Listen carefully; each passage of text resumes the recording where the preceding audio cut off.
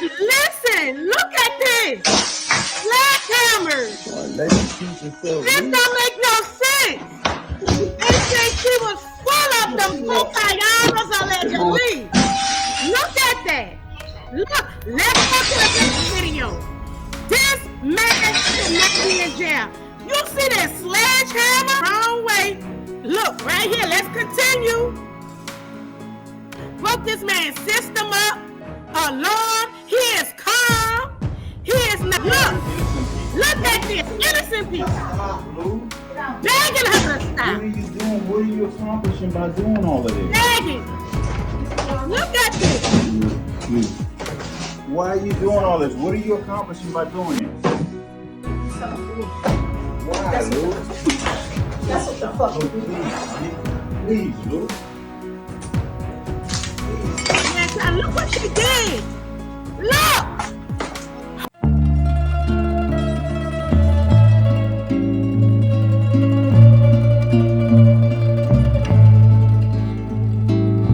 Our team coverage continues tonight as people are responding to the shooting and the life lost of a local businesswoman who News 10's Renee Allen learns had a vision for her life. She built an empire from nothing.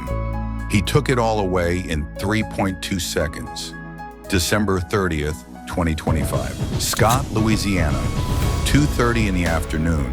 Gunshots echo through Delhomme Avenue. Neighbors freeze.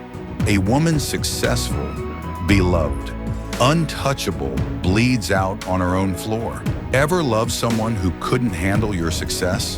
Because what happened to LaRhonda LuLu? Carter isn't just a murder. It's a warning. And if you've ever ignored a red flag in someone you loved, you need to hear this. Because what happened to LuLu? It's happening somewhere right now. LuLu wasn't supposed to die at 40. She was supposed to be celebrating, expanding, winning. Born March 29th, 1985 in Metairie, Louisiana, to Herbert and Florence Carter, small-town girl, big dreams. Pointe Coupee Parish raised her right church on Sundays, basketball practice on weekdays, styling Barbie dolls in between. Her grandmothers Harriet and Maddie taught her strength. Her twin brother LaRhonda taught her style. Her son Kingston taught her purpose. By 2003, she was captain of the basketball team, captain of the dance team. Scholarship offers from LSU, Eunice, and UL Lafayette. She could have played it safe. She didn't. LuLu chose business, boutiques, salons, barbershops, real estate, and then Bliss Cocktail Lounge. 201 Jefferson Street, Lafayette, the crown jewel, the place where everyone wanted to be seen. Bliss me, people would say. It meant blessed me, because being in her space, that was a blessing. Then came French 75, another hit, another packed Friday night. Another reason for Lafayette to love her. She wasn't just making money, she was making history. Black woman, entrepreneur, mentor, a boss. But behind every empire is someone who resents it. And James Michael Joseph, he was watching from the shadows. Look, if you're the type who thinks domestic violence stories are just drama, don't subscribe. But go ahead, drop a comment explaining why you're comfortable staying ignorant. I'll wait. Welcome to Unseen True Crime Stories, where the darkest secrets and untold cases come to light. Consider subscribing and tapping the notification bell. That way you won't miss our next true crime story. For this Saturday, with Glock 23, okay, slinging it, I be slinging it. If you wait until the last minute, you will be stuck out. 44 years old, father of Kingston, ex-boyfriend of LuLu, and by December 2025, homeless. Let that sink in. She owned lounges. He had nothing. She traveled the world. He couldn't afford a hotel room. She built a legacy. He built resentment. This wasn't always the case. There was a time when Joseph was part of her life, part of her world. Kingston's father, someone she trusted, maybe even loved. But love doesn't survive jealousy. And Joseph, he was drowning in it. 2020, Lafayette City Police arrest him. Domestic abuse battery, a physical altercation. LuLu pressed charges. He walked away with a record and a warning. Did he learn? Did he change? You already know the answer. By 2025, the relationship was over. Done. LuLu had moved on, focused on Kingston, focused on her businesses, focused on herself. Joseph, he moved nowhere, still orbiting her, still dependent, still dangerous. Without her, he had no home, no income, no identity. And when she finally said the words he'd been dreading, everything changed. If you've got daughters, sisters, friends building something, subscribe. Because the patterns in this story, they repeat. And knowing them might save someone you love. A local business owner, entrepreneur, tragically lost their life on social media. Condolences of prayer and peace for LuLu Carter. A business community in shock and many heartbroken by the sudden loss of 40-year-old LaRhonda LuLu Carter. Carter was known for her many ventures, including the Bliss Lounge on Jefferson Street and the French 75 Bar and Lounge on McKinley, both located in downtown Lafayette.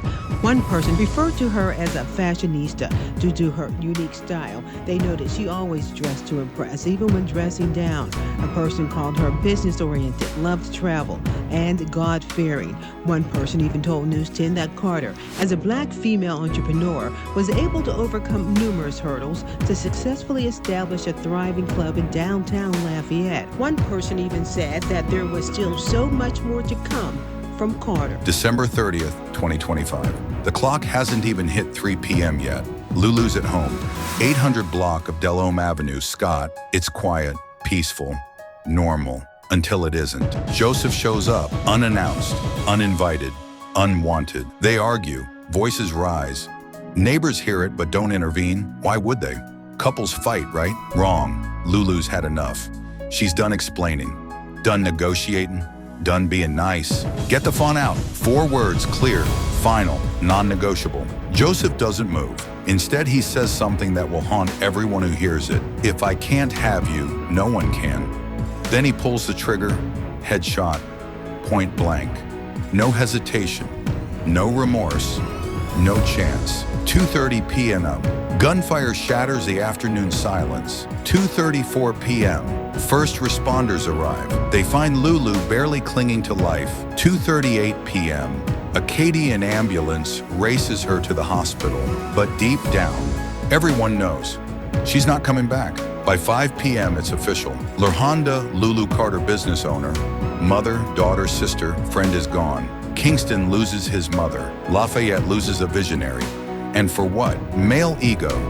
Justice delayed is justice denied. If you believe LuLu deserves more than a hashtag, hit subscribe. Because silence? That's complicity. But here's the part that makes this worse. Joseph didn't act alone. While LuLu's body was still warm, while police were still processing the scene, Joseph made a phone call to his best friend, Jesse Howard Alfred Jr., 49 years old, loyal to a fault, and about to become an accessory to murder. Joseph needed an alibi. Alfred provided one, or tried to. By evening, detectives had both men in custody. 5:12 p.m., Joseph arrested on Vermilion Street, Lafayette. Second-degree murder.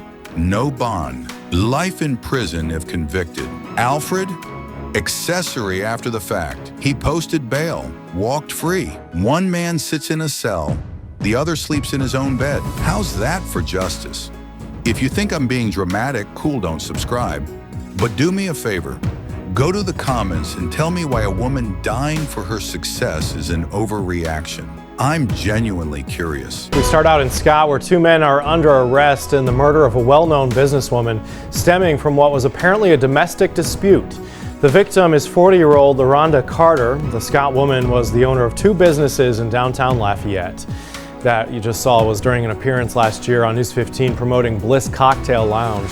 She also owned the Style Loft on East Vermilion Street. Both businesses have since closed. Police say she was shot and killed here at home in the 800 block of Delhomme Avenue in Scott. The 2 men charged in her murder are 44-year-old James Joseph and 49-year-old Jesse Alfred Jr. Police say Joseph was the father of the victim's child, and others who knew the pair say they had a rocky relationship. Joseph, who police say pulled the trigger, is being held in the Lafayette Parish Jail without bond.